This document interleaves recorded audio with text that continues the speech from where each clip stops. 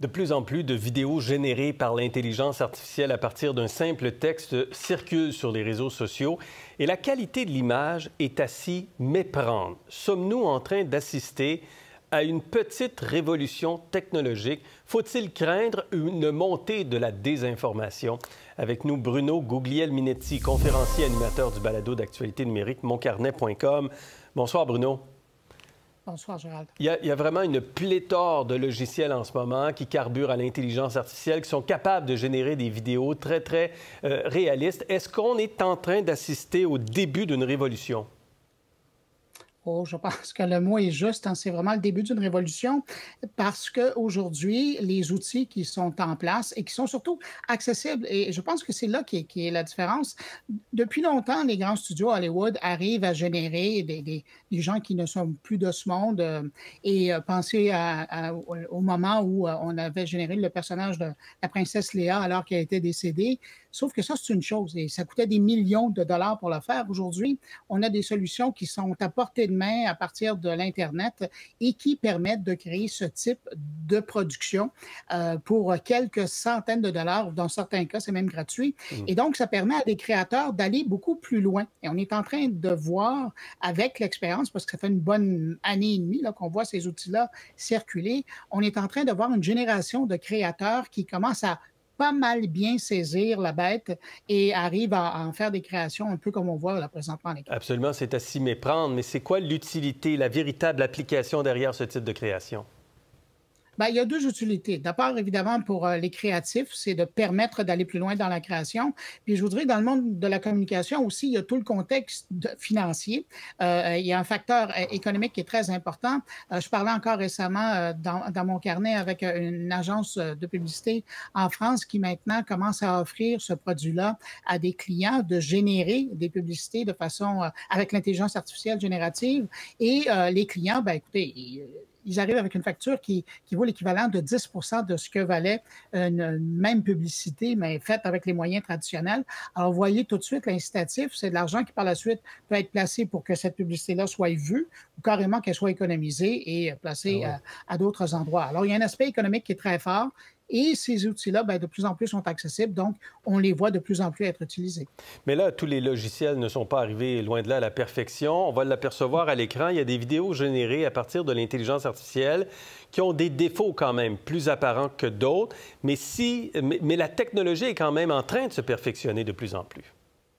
Alors, quand on regarde la progression qu'on a faite dans la dernière année et demie, c'est fascinant. Écoutez, il y a un an, on serait parlé, on aurait regardé une image générée par intelligence artificielle. Vous auriez remarqué comme moi qu'elle avait 6 doigts dans la main.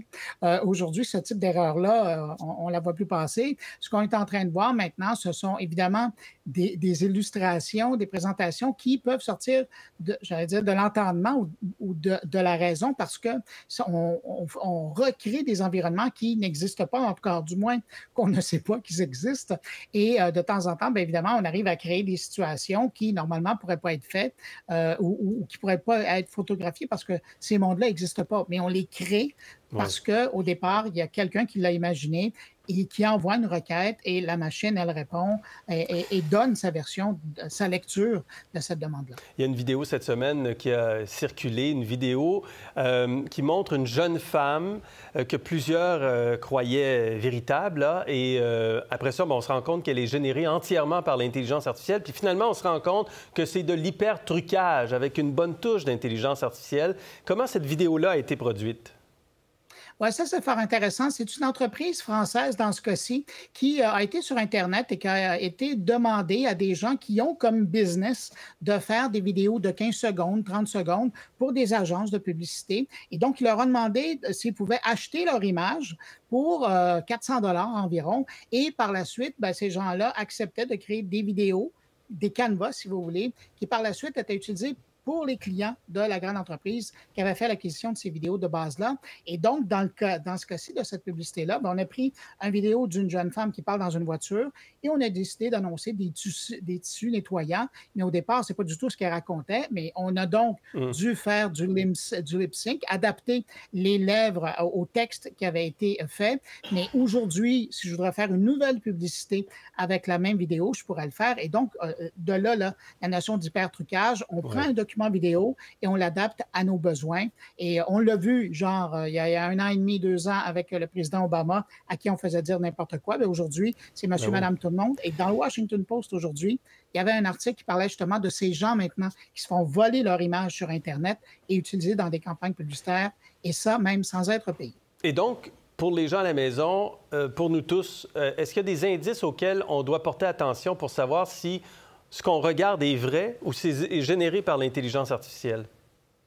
Oui, bien évidemment, il y a toujours ces petites imperfections qu'on peut voir encore à l'œil à l'occasion, des mouvements saccadés, le mouvement des lèvres qui ne va pas nécessairement avec la parole, et il y a des détails comme ça. Puis évidemment, le bon vieux jugement, quand il y a des situations qui semblent un peu particulières, ben là, il faut se fier à son instinct. Mais de moins en moins, ça sera facile Mais d'arriver c'est à ça. Analyser Dans et un de an, trouver dans 2 ans, les dans défaits. 5 ans, est-ce qu'on atteindra la perfection, créer quelque chose par l'intelligence artificielle qu'on ne pourra pas reconnaître?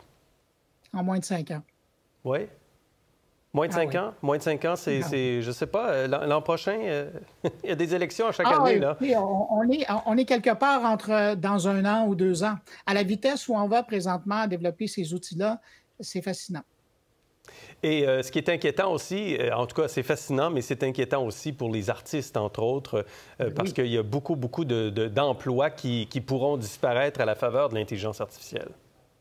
Vous voyez, ici, les acteurs et les scripteurs sont sortis l'été dernier. Bien, aujourd'hui, à la vue de telles productions, c'est les réalisateurs, les directeurs photos, les caméramans, les décorateurs, tous Ouais. les gens qui travaillent sur les productions normalement de ce type de production vidéo-là, bien, tous ces gens-là auraient des raisons de sortir pour aller faire la grève ou Ben oui, aller revendiquer des droits de la sécurité bien. d'emploi, parce que tous ces corps de métier-là sont à risque maintenant quand on peut simplement entrer une requête sur un clavier et voir générer devant ses yeux une création Merci, vidéo Bruno. qui commence à être sérieusement vraie. Au revoir. Merci, Bruno. Au revoir. On s'arrête tout de suite pour la pause. Pour suivre Facebook et TikTok, est-ce que c'est une perte de temps? On en parle dans notre CA dans un instant.